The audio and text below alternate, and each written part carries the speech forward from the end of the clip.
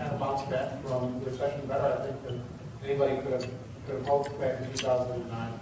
But we're almost at the car and truck sales levels where we were pre-recession.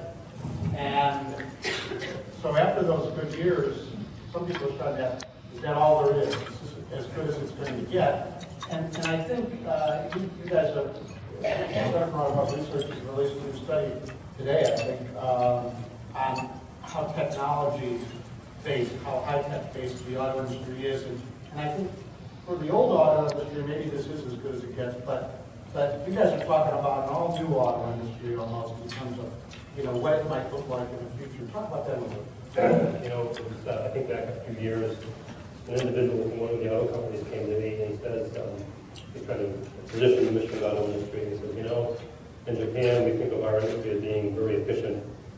We're known for efficiency and so on, and most of it is about that.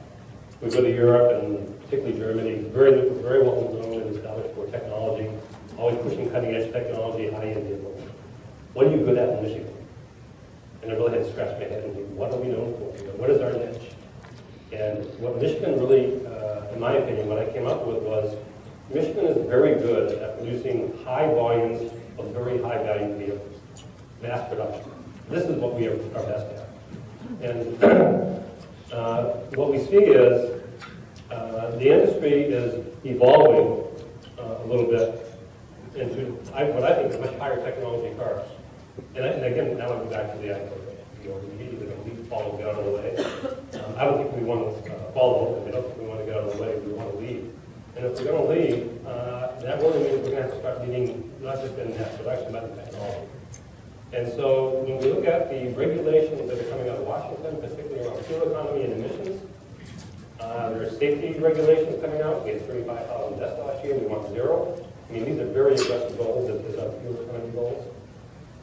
Then we also have a younger generation wanting connectivity in the car, saying that the car is now the distraction of the iPod, right? We don't want to drive. We want to stay that. So it's changing, and the technology is changing radically. And we really see for the next 15 years a major introduction. We've been going along slowly, incrementally adding technology to the car. We like to do that in mass production because the mistake is so expensive, and we work bugs out, and we slowly mass produce it over time. Now all of a sudden the curve is jumping up rapidly. It's at a 45-degree angle, and we have to introduce technology faster than what we're comfortable doing, primarily because of regulations and because of the new product drive of electronics. So the evolution of the vehicle, I think, is radically changing, and that's going to affect Michigan significantly. And I totally concur with Charlie. The key to get there is going to be people. There is no auto company in the world that would say that they have all the right type of people they need.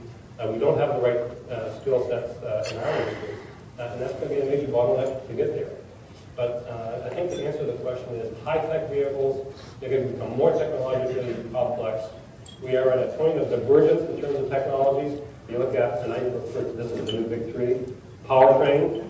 We're going to have gasoline engines, advanced gasoline engines, direct injection, 9-speed transmission, direct injection, cylinder deactivation, so on, turbocharged. We're going to go diesel engines, so we're going to have electrified cars, plug-in hybrids, fuel cells. We are diverging just in powertrain, never mind electronics or materials. So those are the big three. Materials, lightweight cars that are safe, sounds like the contradiction is going to say. Lightweight cars that are safe, electronics, and powertrain. So a divergence in technology development, which is a gold mine for engineering